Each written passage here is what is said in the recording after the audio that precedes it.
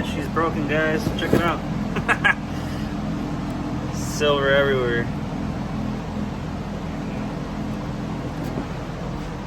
So, time to crack it open and see exactly what went wrong with it.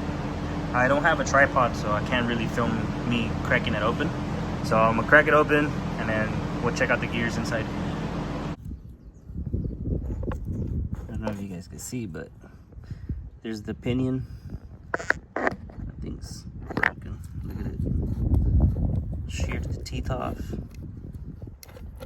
Won't even spin no more. Yeah, it's pretty bad. It's rebuildable. But here are all the pieces. Big pieces. So the caps look good. They're all nice and tight. The only reason why these tend to blow up is because there's like a crush washer in here. It's like a spacer. So with all the vibrations, all the movement, it keeps getting crushed, and then to the point where it gets loose. Jumps a tooth, and then just destroys everything. And this is what you get after.